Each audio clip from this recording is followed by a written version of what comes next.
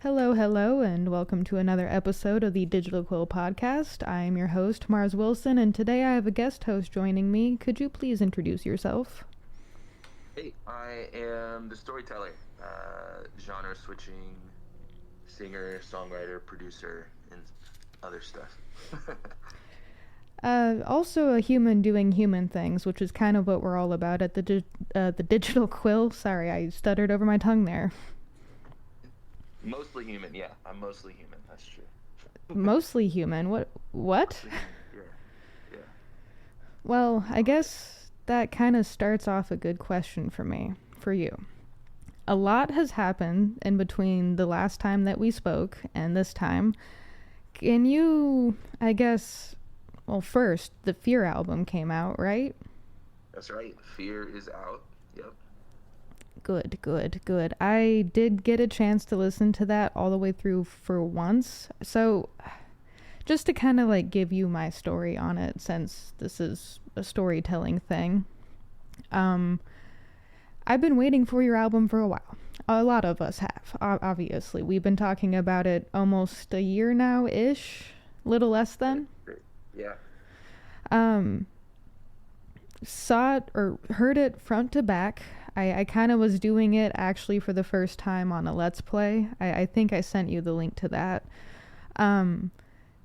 Really good album, and you really do have to listen to it from start to finish. Like, then you can kind of branch off and listen to the songs you like and stuff, but like the first playthrough absolutely has to be done from start to finish. There is a story to it, and I kind of want to know, I guess, what your side of that is. My side of the story. Yeah, I mean, it's a record about fear, obviously. I wanted that to be pretty obvious before you stepped into it, and so hopefully I did a decent job of that. The title helps. Yeah, the title helps. I believe if you were to make a word cloud out of the lyrics, I was really adamant about I wanted, when you scratch out words like and the and I and me and whatever, that the words fear and afraid would be the two most used words across the album, and so hopefully that's true too. But for me, it's a record about like growing up. I think the first true track after the intro that you hear is "Afraid of the Day," which is talks a lot about my fears as a kid. That little chant in the beginning is from a game I used to play called Ghost in the Graveyard, and you hear me talk about being afraid of the dark in my past and things like that, and you just hear about like kind of me going from childhood to teenage years. Then the next track is King Fear. You hear me go from my teenage years to my adult life, and that song's kind of talking about my growth specifically through my previous music projects. And then from that point forward, you're hearing adult fear and how crippling it can get. Yeah, I don't know that I want to say what arc we go on past that point. I think I want to leave it a little more open to interpretation, but it is a song about growing up, or an album about growing up for sure. It's about the way that as we get stronger, our fear does as well. It's kind of like every time you get a little edge in your fight against your fears, the fear gains an edge right back, and it really is this sort of relationship that we have with our fear as we grow older. And so I think the whole album is just a confrontation of all the fears that come with growing up, but also some of it with being a musician, a lot of it with falling in love, and with grief, with death, with all the light topics in life, like grief and death and falling in love and all that sort of stuff. And so yeah, I think that's the quickest way I can sum it up, I guess. I resonate with that to an extent, especially after giving that album a playthrough. The second to last half of it is one of the things that kind of struck me. Like, I've heard some of the songs as they were releasing as singles, but to listen to those songs and the placement of like the album itself, it hits you. It hits you.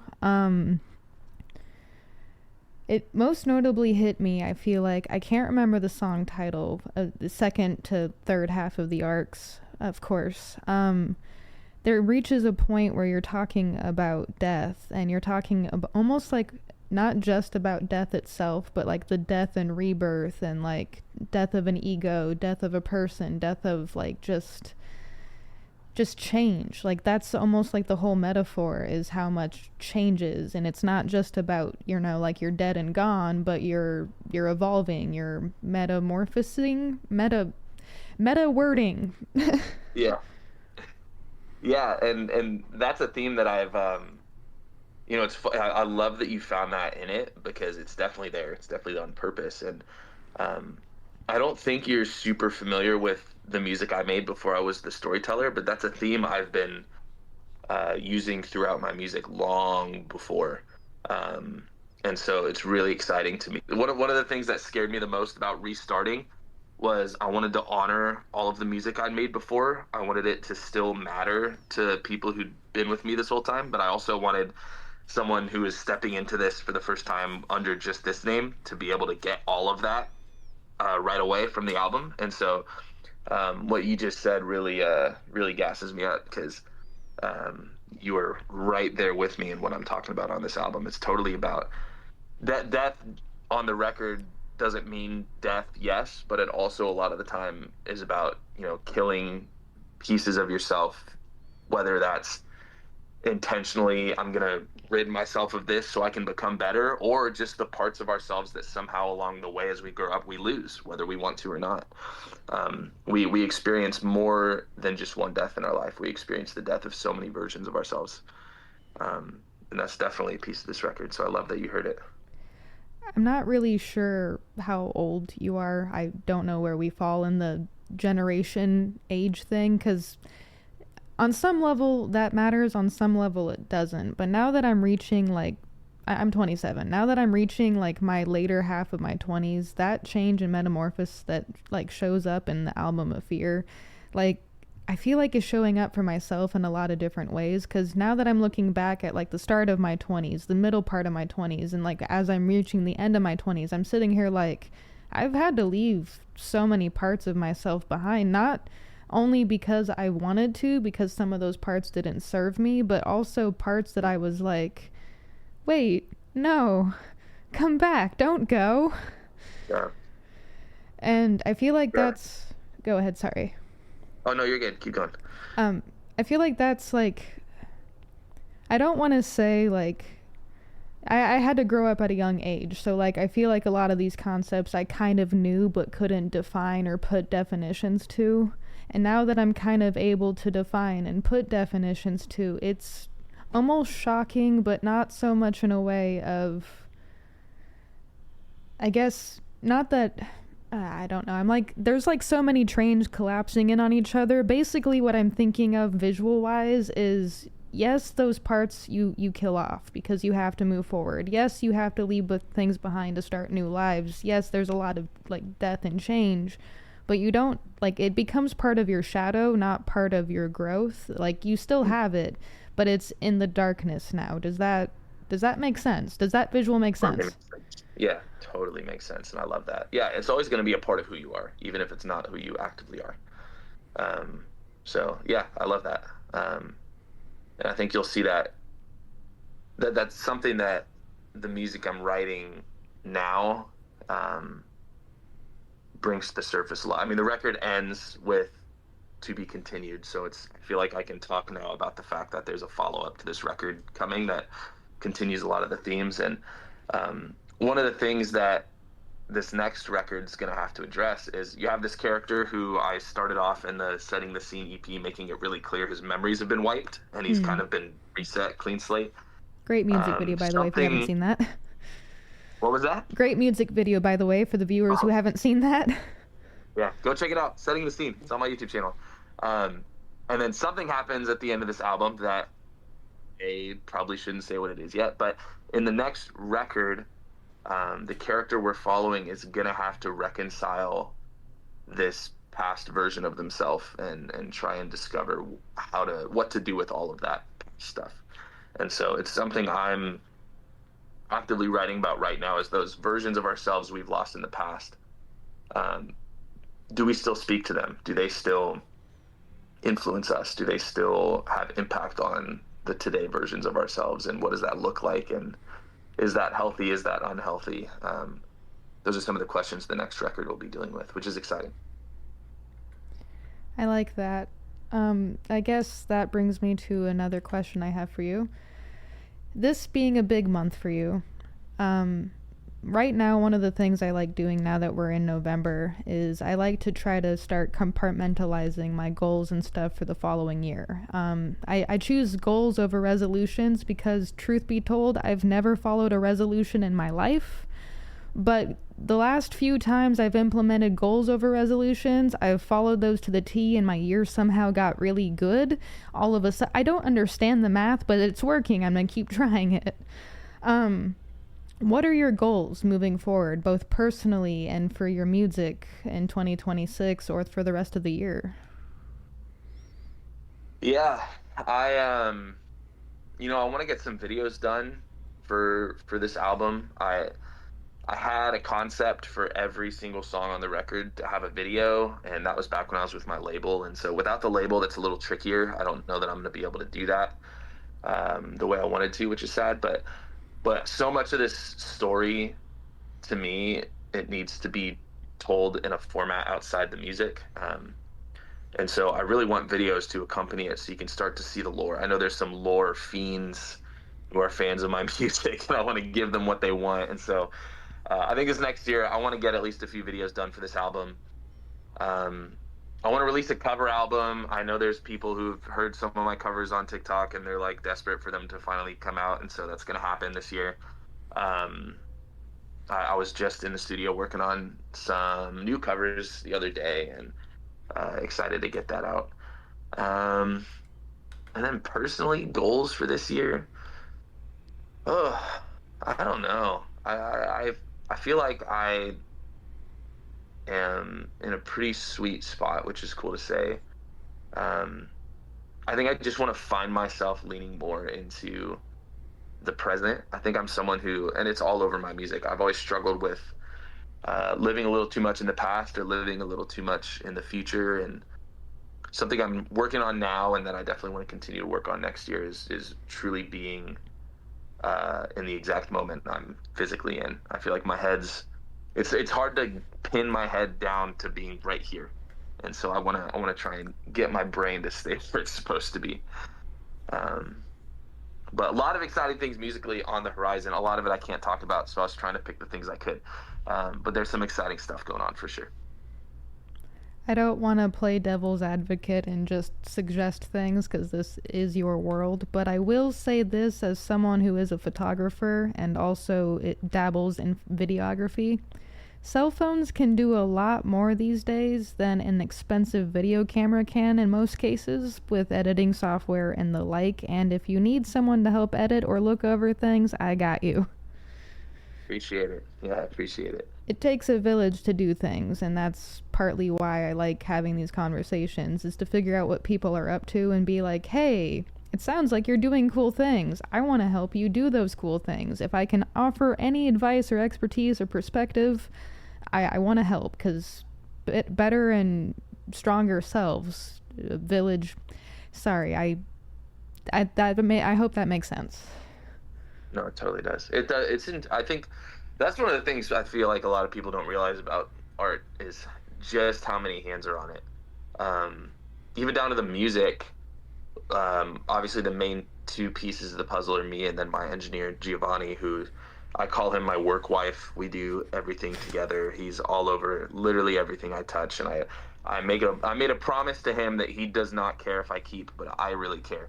That anytime I talk about my music, I will mention him by name because the world needs to know who he is. So he's just so talented. But beyond just the two of us, there was, all the people at my label who I was with them when I did the majority of this album. So there's countless interns. There's Bryce. There's Jonathan. There's Tim. There's Lynn's. There's so like Jose. There's like all these people just who worked at the label who were helping me with the record. And then there's all these family and friends who I would send a song and be like, hey, does this suck? Or I have a buddy named Michael who lives in Texas, so I send it to him and I'm like, hey, you have really good subs in your truck. Is this hitting your subs or not? And And then you go to video end, and there's like loads of people who've helped on the video end. Christian is a huge one. I've been working with him for forever. There's just countless hands on the. I have Kim, who is my intern, who really helps me out with marketing and promotion and things like that. You have Zodiac, who designed loads of my merch, as well as Vic, who designed one of my shirts. You have, like, I could just sit here and list people forever. Daniel Herrera, who shot a bunch of my social media promos with me. There's just so many people who made this album come together. And so everything, like, it's one of the things that bothers me about being an artist and not in a band, is when I was in a band, it was really easy to see who all helped with what and who did what and how it was all working. When it's just me, I worry sometimes that people feel like I'm the storyteller, like I just do it all. And obviously it comes from my head, but I am just not talented enough to do it all myself.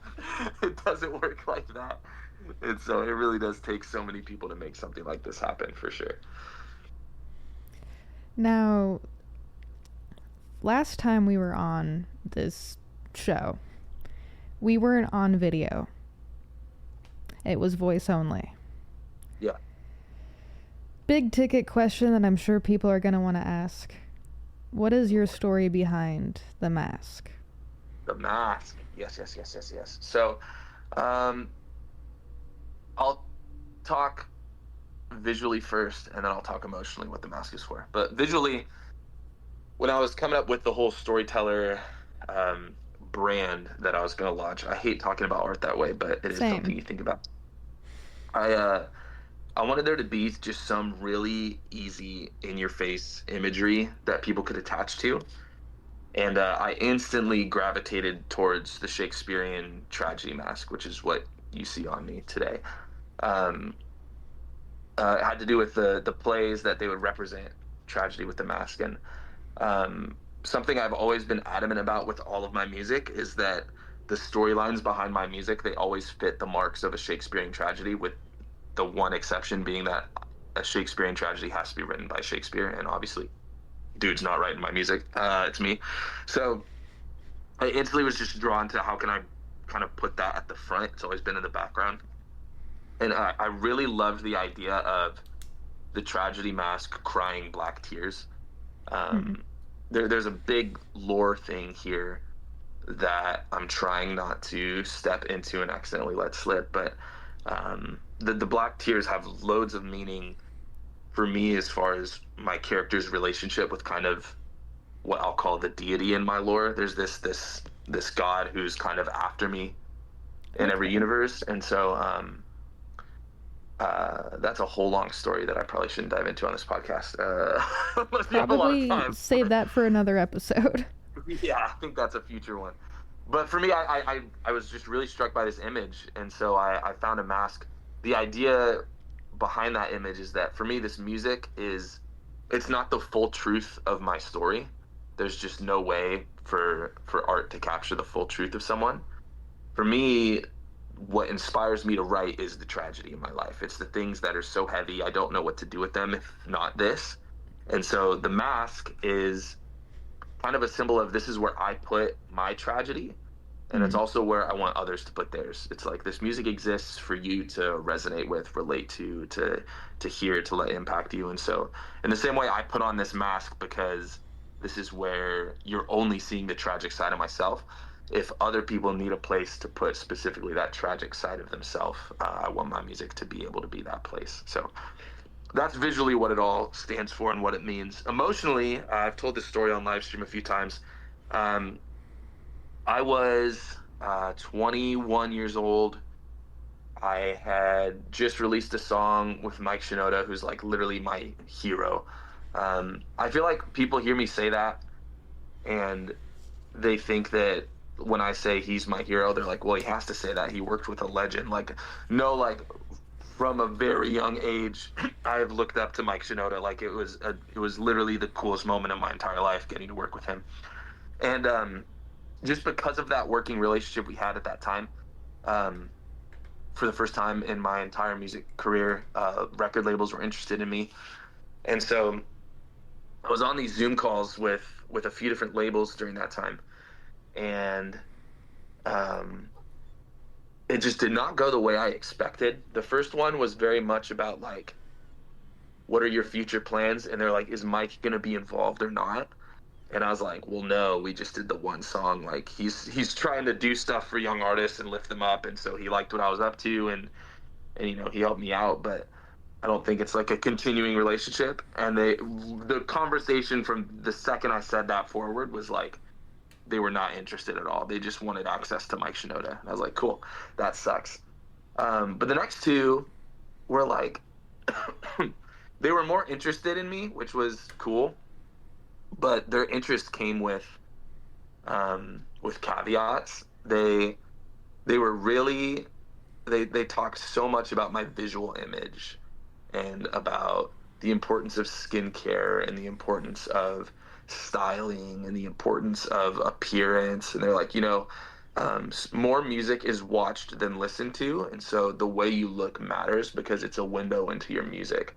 And it was just so offensive to me to one, aside from the fact that essentially they were saying you need to look better if we're going to sign you, which was what they were saying.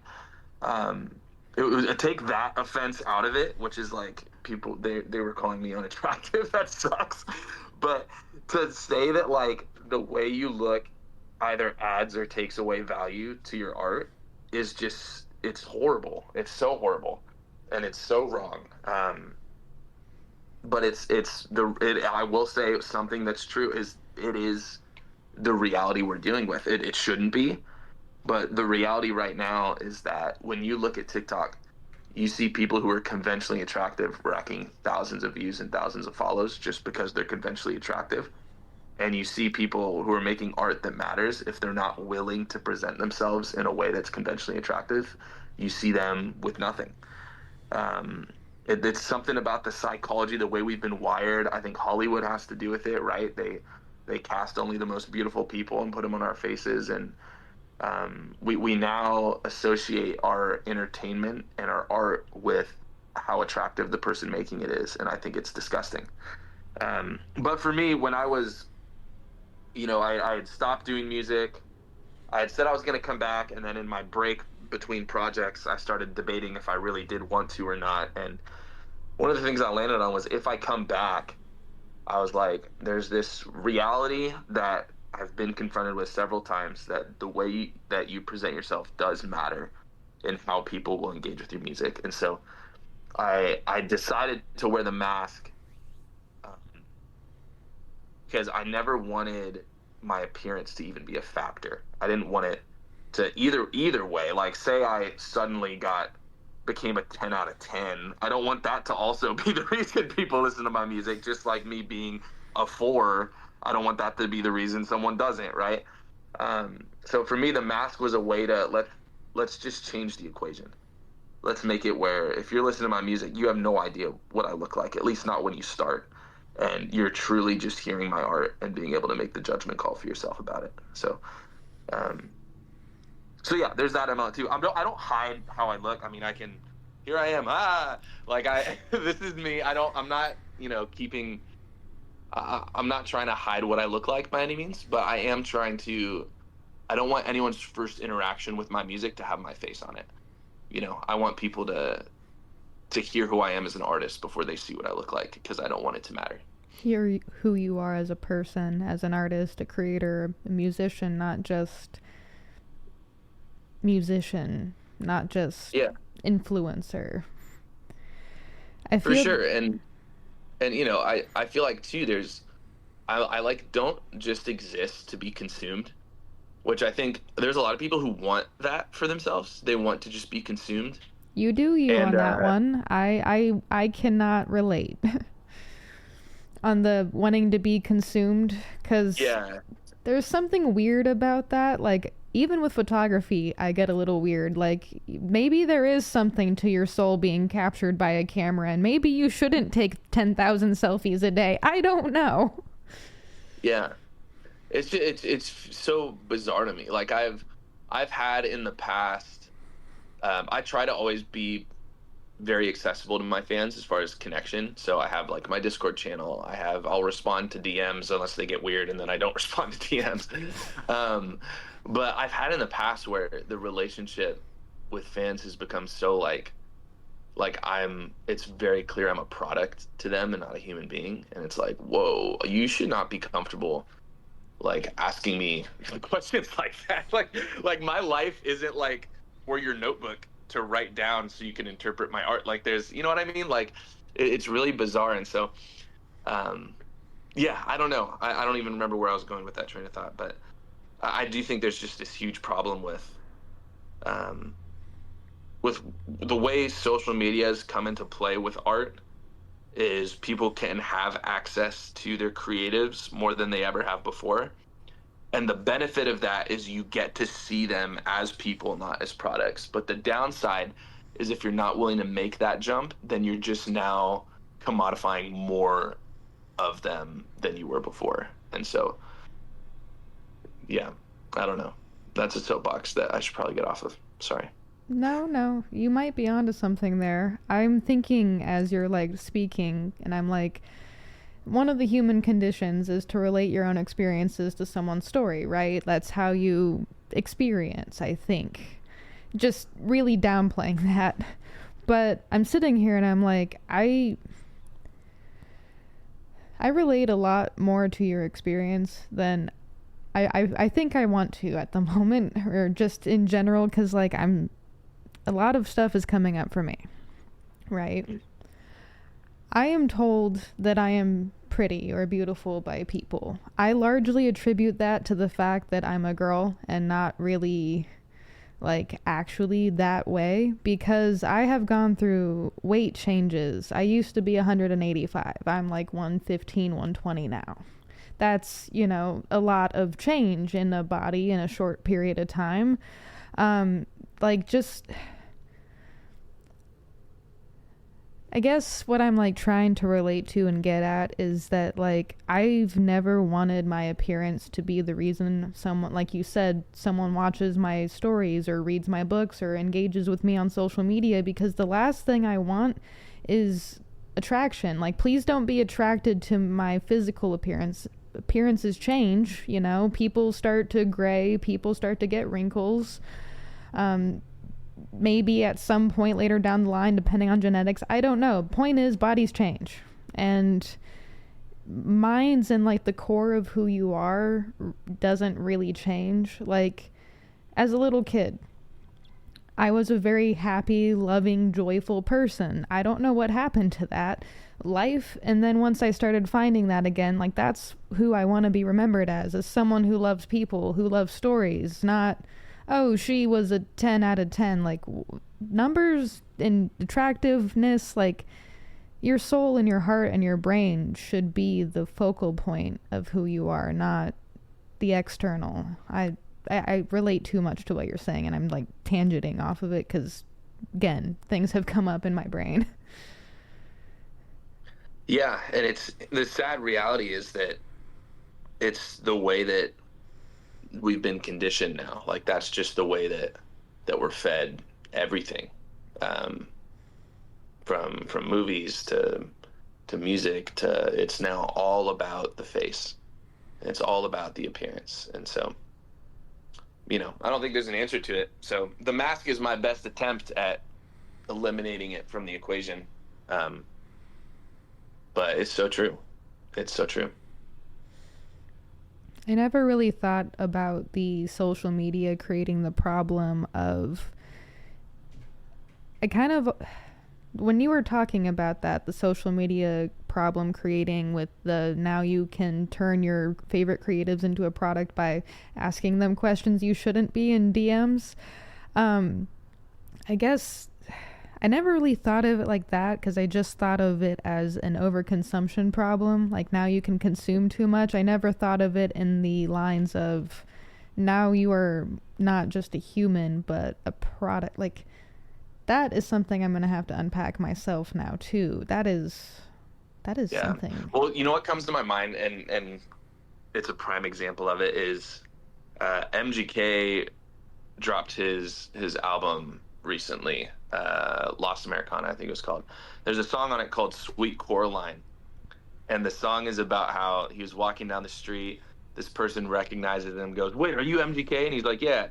And they're like, "Oh, how did you fumble Megan Fox?" And and his friend was like, "Do you want another chance to ask him a different question? Like, this is the one time you're ever going to see this man.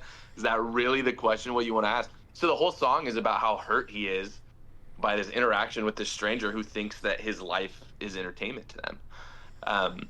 And obviously, like, I can't even imagine on a big scale like that. Like, I like, whether I want to be or not, I'm guilty of looking at, celebrities' lives. Like, I have a right to just know all the information and comment on it and think about it and things like that. For me, on a small scale, that's the type of, like, obviously not a question like that, but that's the type of investigation that'll happen sometimes with me as a person. And I'm like, no, that actually, that answer is not for you.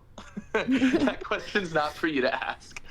And it's just how we're wired to think about literally everything now. Oh, you make art about, like, really personal things, so since you're vulnerable in your art, you of course are willing to be vulnerable with, like, a random person in your DMs who wants to know more about your personal life. It's like, no, I guess not that's true. where you have to learn discernment for yourself. Like, what are you willing to put up with versus what you're not? Is that the skill? Is that the lesson?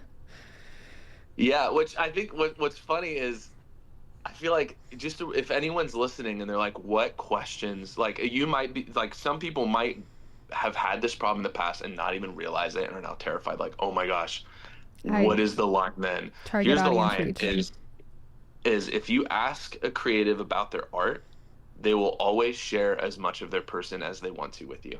If you ask a person about their person, then they have every right to not want to answer your question. So I think the art is put out there, at least I think, by artists who, like, they want their art to be taken in, to be consumed, to be thought about, to be dissected, to be all these things, and we leave so much of ourselves in it that if you ask us about our art, like, we're going to reveal the things about ourselves that we put in the art because we wanted you to be able to know it or to be able to experience it in some way. But the who we are outside of our art is, like, not anyone's right to dissect and chew on and try and access. So there's your rule of thumb. If you're out there and you're like, to what extent am I allowed to interact with artists? Talk to them about their art. Don't make it weird.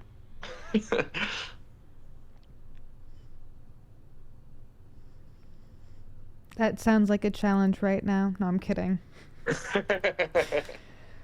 I guess moving on a little bit from the social media speak. Yeah. I guess this kind of counts as social media. What are your thoughts on AI in music? Because recently a country song just became #1 or something, a country AI song. I saw that. I think it's despicable, to be honest. Thank you. I feel like, so I was just having this conversation with a really good friend of mine the other day, who we do not agree on this topic. And for me, AI art is like, that doesn't exist. AI art, that phrase is immediately lying to you, because it's not art anymore when a robot's done it. Like, what art is the expression of a person through who they are as a person, through their gifting or lack of gifting as a person. And something I've let's word it this way. Something I've reconciled with myself, and whenever I say this, everyone who enjoys my music gets all up in arms, like, don't say that about yourself. But I'm just speaking objective truth when I say this, which is that vocals are my weakness as an artist. My vocal ability is not strong from an objective standpoint. From a like, does someone enjoy the way my voice sounds? Sure, you're allowed to love my voice. I enjoy my voice from the way my voice sounds. But do I have a wide range? No. Am I always perfect in my pitch? No. Do I have good control over my voice in the studio? No. Like, my voice is the piece of what I do as a creative that I have to work the hardest at to get where I want it to be. what I've had to reconcile as an artist, as I've done this longer and longer and longer, is when I was younger, my tendency with my voice was, okay, because my voice is my weakness, I need to roboticize my voice as much as possible to now make it perfect using the tools that I have as a producer. Like, I'm going to put the auto-tune on. I'm going to make the pitch correct. I'm going to, sing in the place where my voice sounds the most objectively nice. Where now I'm in a place where I've realized that sometimes the imperfection in a vocal take is what gives it emotional weight. My voice not being technically great, meaning, do I always hit the note? Do I always blah, blah, blah?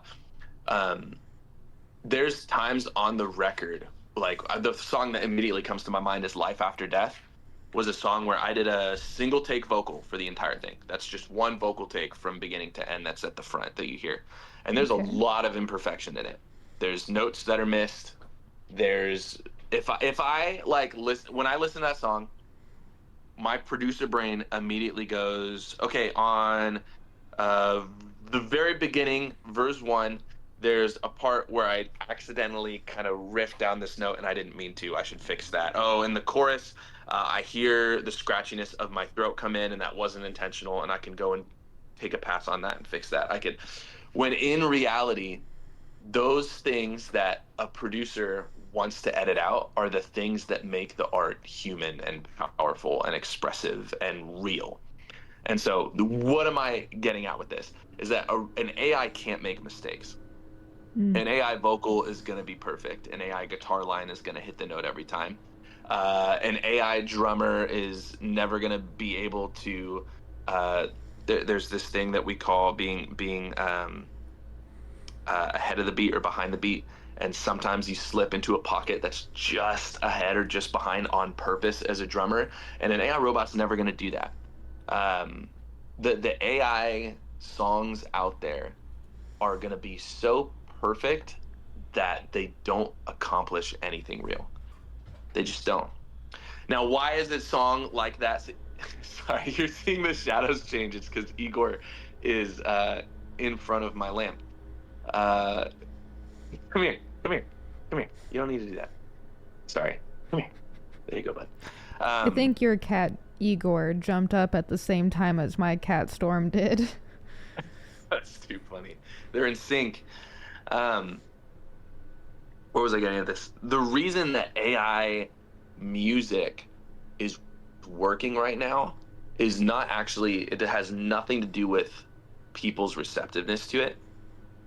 What's happening is that the content we're fed is so run on algorithms that of course an algorithm is going to push content made by a different algorithm specifically to satisfy the pre-existing algorithm, right? That music is designed by the robot to make the other robot like it and push it. So of course it's going to be successful. It doesn't mean that people actually like it. And I think there's maybe some people out there who claim they like it because they're part of the tech revolution that's happening and whatever. But the truth is that anyone who likes these songs isn't engaging with it as art anyway. They're probably the same people who call things content all the time. And so I think it's gross. I think you're taking opportunity away from very real human artists out there who have been fighting for an opportunity their entire lives. I think that there's the energy aspect of AI and how much energy it takes to run it, which is problematic. And then just from the art standpoint is you're gonna get a emotionless, I don't even know all the words I want to say right now off the top of my head, but you're not getting anything meaningful when a robot has to do it for you. Go pick up a guitar and go on YouTube and learn how to play it, and then write a really bad riff and post it on YouTube and make it cringe like the rest of us did when we started learning. Don't go have a robot make it perfect and have it mean nothing. So anyway, I know I just got on another soapbox and talked straight for a very long time, but no, you're okay. Don't please step on all the soapboxes, especially while on the Digital Quill show, because that's what it's all about. I don't. Were you here in the first 5 minutes when we were talking about the human condition and what it means to be humans? you're a human, or mostly human. I resonate a lot with what you said, and I love the part that you had to add about, what was it? Word for word. I'm trying to verbatim it because I don't want to misquote you, but because I just heard it, right? But, you were saying how anyone who says that they enjoy AI, like music or art, is just saying, like, the content creation, like they're the same people who will call anything content. As someone who enjoys the AI music, it's not actually the fact that I enjoy the AI music itself. It's soulless. It's not even art. It's just a weird algorithmic computer creation that a human pressed a few buttons and tweaked up a little bit, and there you go. A piece of content for the content machine. I don't love it. It's just weird entertainment amusement to me, not in like the way that your music actually entertains me, or like Nirvana entertains me, or it's a different kind of entertainment, and it's like, well, that's a thing. Haha. Yeah. Now let me go listen to some real music because... Yeah. Sure. Does that make sense? Yeah, totally does. Totally does. And I think there's a lot of content out there that's fun to laugh at, right? Like there's... I find myself like there's AI content that I look at, and sometimes it's trying to be funny, sometimes it's not, and it's funny to me. There is like this weird, I think we have a fascination with things that are strange or are mimicking humans, right? I think it's the reason that AI has been in so many movies long before AI was actually here. Like we have this fascination with it that we can't quite help. And so whenever I see AI content, I have to look. Like I have to see it and be like, whoa, this is weird. And then I scroll away. Do I have a cat guest? I do not. I was trying to show the Storm, who is in sync with Igor, but she's camera shy. Yeah. I can't add anything because what you said about the AI take is literally perfect, and like the way that it logically and emotionally makes sense. I'm with you on that. Let's see. I guess, do you have questions for me on the AI category? Questions for you on the AI category. It is a newer topic in a way as far as how AI runs. Yeah, I don't know. I'm not sure. I'm not sure I do. Any questions in any category? You are welcome to ask, because this is not just me ask you questions and get a bunch of lore. How what songs on my records stood out to you? What were like the ones that and it's okay if you don't have the titles, we can figure them out with context, but what were like the moments or the songs on the record that you feel like the next day or 2 days later or whatever you were like still thinking about, or you would be able to pinpoint, if that makes sense? At the risk of sounding like someone who pays attention to the content on TikTok and like YouTube and Instagram and stuff, I have to say it is the songs of Afraid of the Day and Relate mostly, because when you created that project for Relate, send in like a video of yourself with a sign, I wanted to jump on that because I remember hearing the song and I remember being like, oh my God. It's been a long time since I've had like music from people that I like interact with online actually mean like a thing to me. So I'm not saying to my other musicians I talk to that you guys, your music doesn't mean anything to me. That's not what this is. But like, for something to get under my skin and almost be something that I hear in my dreams upon waking up, it's like, that's rare for me, and Relate did that in such a relatable way.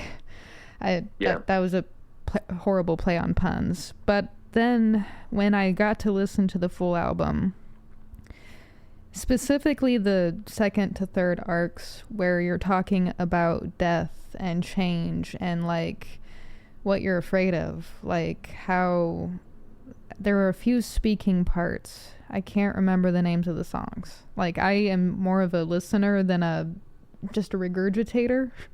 Sure. But let's see. I think you're thinking of Interlude. There's the talking at the end of Interlude. And then that whole, after the interlude, all that rest, it's kind of that back third of the record is all about death. So I think that's probably where you're talking about. Yeah. Yeah, I have this,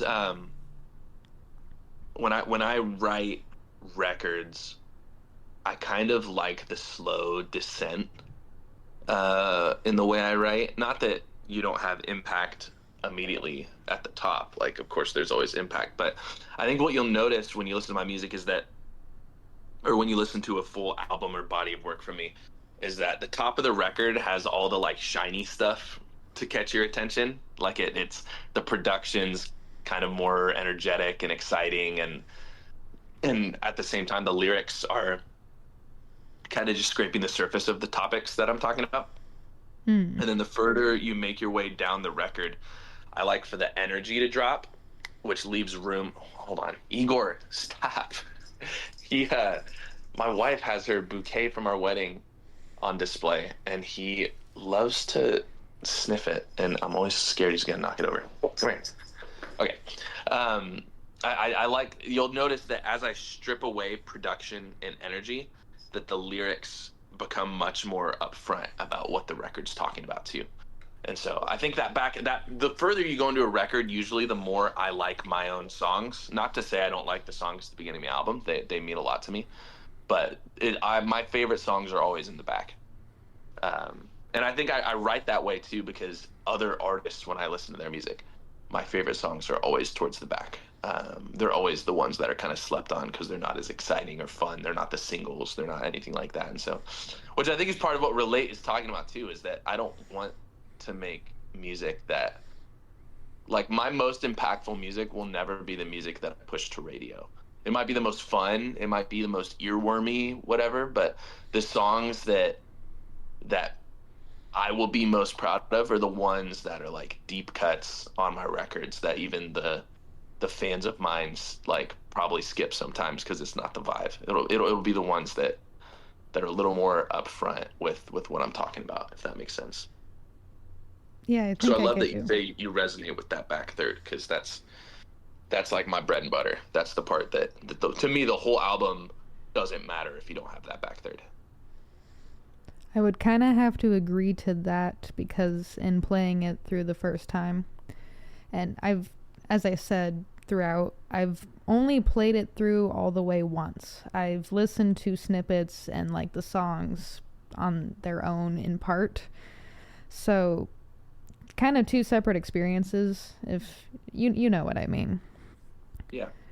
That's what I liked about listening to the end, like the first part, like all the way through, is like it was really energetic and really happy and like flashy. But then it started to get into okay, now we're sitting down and we're having the real conversations, the hard conversations, the part of what makes the artist, the music, the story important to this album. And that's when I was sitting there like throughout the Let's Play where I was listening to it, I was sitting there like, oh my God. Like at some point it got under my skin a bit and I was like, okay, so there are feelings here. I feel those with my whole body. It isn't just oh, hey, nice feeling. That's a goosebumps. That's a heart racing a little bit, like oh, I might actually need to unpack this in therapy later. But I like that you also notice yourself with music. Like most of the good stuff, the slept on stuff, is toward the end of like albums, because it is the same way with Dark Passion Play and Imaginarium by Nightwish. If you listen to any Nirvana at all, I can't stand, and I know this might get me canned, I cannot stand Smells Like Teen Spirit or Come As You Are. Those are great songs. Don't mind, like, they are great songs, but he in the band has so many more other songs that are actually, like, story worthy and not just, this sounds good to the ears. Let's party, you know? They are good songs. They are, I swear. I you know, but like when they come on, I'm like, can't we listen to like Polly Wants a Cracker or anything else? Like, there are stories there. Yeah, for sure. And I think every band who becomes famous like that has that, right? Like, I know 21 Pilots fans are like, oh my gosh, when someone says they like, do you know 21 Pilots? Didn't they do Stressed Out? It's like, they have so many songs that we want you to hear. Like, try something else. Again, I think 21 Pilots fans, we all love Stressed Out, but it's a good song, like, but there's other things by them. But there's so many that are so much more meaningful. Where it's just more upfront about much deeper emotion. So it's like, why can't those ones be the ones that hit radio, right? But again, it comes back to, you know, radio. I mean, the state of it now is very different than the state I'm going to talk about. But at least when radio started, it wasn't algorithmic. It was still people finding, you know, what worked for them, what resonated with them, and putting it on. But the hard thing is that radio now is so much about the success of the station that they have to find what's palatable for the broadest possible audience that would turn on their station. And what that leads to is, like, music discovery now is just so much about the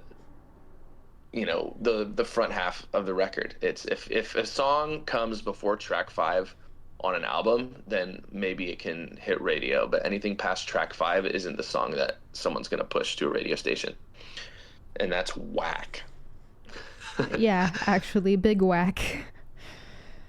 Do you still listen to the radio today? I do. I listen to the radio a lot, actually. Me and my wife listen to a lot of radio.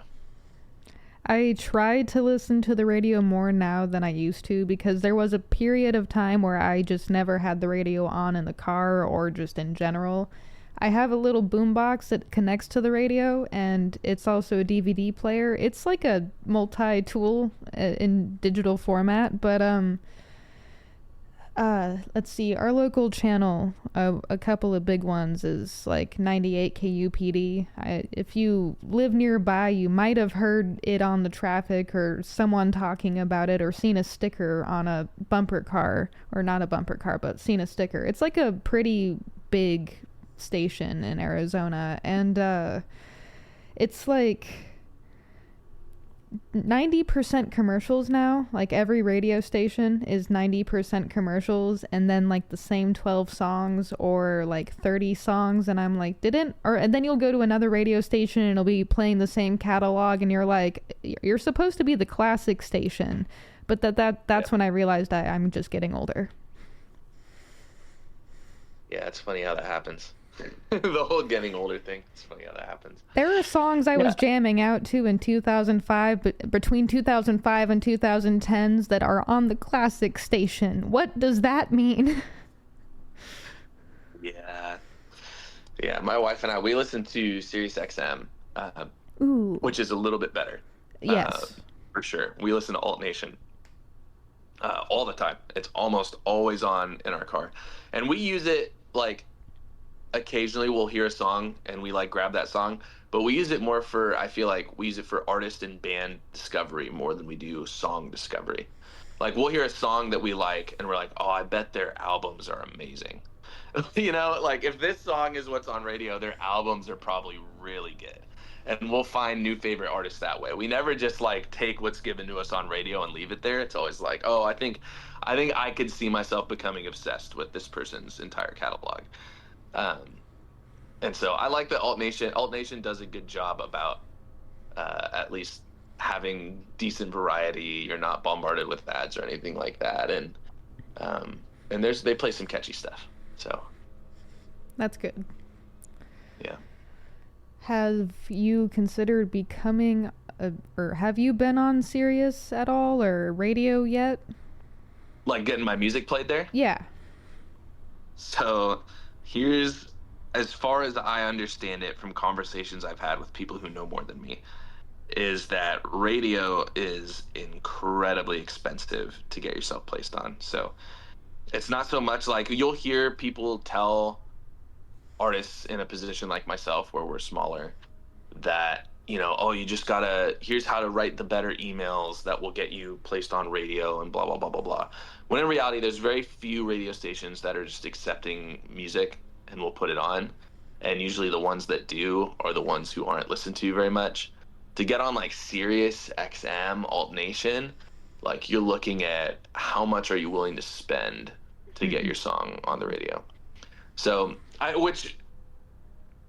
you can't even hate that, really. Like, honestly, they're a business, and the music industry is an industry. And so the way I've started thinking about it is like in the same way that if someone wants to start a business, they're going to invest in the property, they're going to invest money in the marketing, they're going to invest money in all this stuff.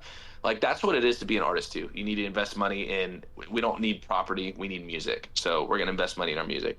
A business might spend money on newspaper ads. They're going to spend money on magazine ads. They're going to spend money on signage. They're going to spend money on getting influencers to visit their business and post about it, whatever. A musician who wants to market their music, they might spend their money on radio. That's one of their options. If they have a bigger budget, if they've want to invest more out the gate, they can do that. So I don't even knock the industry for being that way necessarily. It's just the reality of it. So I don't have radio money at the moment, is what I'm trying to say. Now, I would love to put Without You on radio. I think that song, I've always, when I was sending it to friends before the album was out, I was like, this song is like, if I had a song on this album that I would put to radio, it would be this one. It accomplishes everything a radio song needs to be successful, I think, but it also, you know, it's not meaningless. It has a lot of meaning jam-packed in there and emotion jam-packed in there too, which is the good stuff. So Kitty. He's gonna join us, I think. Adventurous. I've seen your shadow moving around all morning, bud. Oh yeah, he's been zooming this morning. He's been zooming. How old is Igor now? Again, I think I asked that earlier before we started, but yeah, he's gonna be a year old in December. You're such a He's almost a baby. year. He is 11 months old right now. Are we gonna have a birthday party? So I really want to do something for his birthday. What's sad, it's so funny, this is where I like get my wife makes fun of me, is we have a flight the night of his birthday to go to Southern California for my sister-in-law's graduation. And I'm like all sad, like I'm leaving him on his birthday. And she's like, he doesn't know it's his birthday. And I'm like, but I know that's Igor's birthday. And I don't want to leave him on his birthday. That's so sad. He has no idea. But I'm very distraught about it. About him being left alone on his birthday. So she thinks that's really dumb of me. But I'm like, we need to really celebrate him before our flight then. So we're going to do something. I don't know what we'll do, but it's really funny. I'm like, I don't know why I'm the way I am. I also don't know why I am the way I am, and I am now on the committee of let's give Igor a birthday before your flight, because now I'm going to be thinking about that, and I'm going to be thinking of a fellow human who's sad, and now I'm thinking of Igor and how he doesn't know it's his birthday. It's now a problem for me, and I don't like that. It's a huge problem, yeah. So, let me call your so people, funny. or have your people call me. I'll set up the committee of planning or something. Yeah. We'll get catnip treats and something for the people, and I don't know. We'll figure something out. Yeah. Catnip cupcakes? Is that I wonder if that is the thing. I'll have to look that up. That would be adorable, watching him try to eat a cupcake. That would be adorable. I'm picturing it now. Are you going to be on the camera, kitty? Storm is like, looks over her shoulder like, no. So sassy. Let's see. I guess my next question, and we were kind of talking about it a little bit when you were talking about your Shakespeare story. This is entering the realm of esoteric and slightly magical. Are you ready for that? Sure. Okay. What do you know of automatic writing? Automatic writing. Mm-hmm. I can guess what that phrase means, but I'm not familiar. So please do tell. Before I give you the spiel, the rundown of automatic writing, what do you guess, or what's your best guess? I'm guessing, so automatic writing to me sounds like in any creative field, it's something I feel like I've experienced where you feel like the song writes itself. It's not like you're not engaged intellectually with what you're doing. It feels like what's the word I'm looking for? Almost out of body or stream of consciousness. Like it's just the thing kind of just comes out of you and you're like, whoa, how did that happen? That's kind of what I'm guessing it means. I could be wrong though, so please tell me. You are on the right track. As far as I know and have experienced, that is pretty much what automatic writing is. But apparently there's a slightly deeper and maybe not necessarily darker, but more spiritual based aspect to it. I don't know how much I buy into that, only because I haven't explored the topic and like asked enough questions yet. But there might be something to it, because like, what if William Shakespeare really is automatically writing through you? What if you are one of tens of thousands of different embodiments of Shakespeare himself? Oh, I see. That's interesting. Yeah, I don't know how that makes me feel. I've asked myself this question, and I don't think I don't hate how it makes me feel, but I am bothered. I just want to say, Shakespeare, if you're in me, get out of me. Expel you. I expel. I do not welcome you here.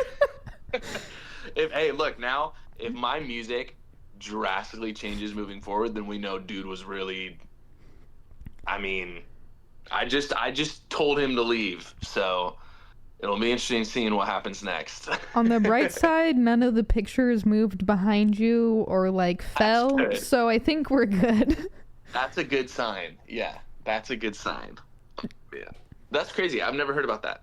I'm gonna have to look into that just out of curiosity. It's little things like that can, like, as someone who writes so much lore and storyline behind their music, that's the type of stuff that can be really inspiring for coming up with storylines and things like that. Automatic writing. I'm gonna look into that. I highly recommend doing so, and also if you learn anything I don't know, which is probably going to be a lot, share with me. Share anything you can with me. I'll keep you updated. Cool. That's kind of like my last question. I feel like we covered a good range of topics. Do you want to add anything to today's conversation? I want everyone to know that Taco Bell has chicken tenders right now, and they're delicious. And that is the only thing I think this podcast was missing, and now it's not missing it. It's here. Is this similar to the chicken nuggets thing? It's extremely similar to the chicken nuggets thing. It is pretty much the exact same thing. Just but tender form? Yeah. Yeah. Great. Yeah, literally, yeah. But it's very good. I recommend the Chipotle sauce or the, avocado, cilantro ranch, avocado cilantro ranch. They have another one that's a green sauce that you can dip it in. It's weird, but delicious. Go crazy. You know, I tried the nuggets last time we had this conversation, right? And did we enjoy them? No comment. Okay. Cool. Right on. So we're gonna have to try the tenders now. Gotta try the tenders. Get the chipotle sauce. That one's a little spicy, but it's really good. And then it's like an avocado ranch, I think it's called, or a cilantro ranch, something like that. It's really good too. Either way, I am a sauce person. I'll try them all. There you go. All right. Well, thank you for joining me today, the Storyteller. I appreciate you very much. Should I have addressed you as that? Do you prefer that, or doesn't matter? Call me anything. You could call me, Leonard if you want. Doesn't matter. Leonard? Yeah. You know what? Question for another day. Sure. I hope you have a great day, and as always, humans of Earth and the Digital Quill family, thank you all for joining us today, and links will be shared in the bottom below so you can check out the Storyteller's lore and the Fear album. It's a really good album. I swear to you, it's a good album. Listen to it. This is an order, a command. All right, everyone. Keep going. We'll see you next time. Bye-bye now.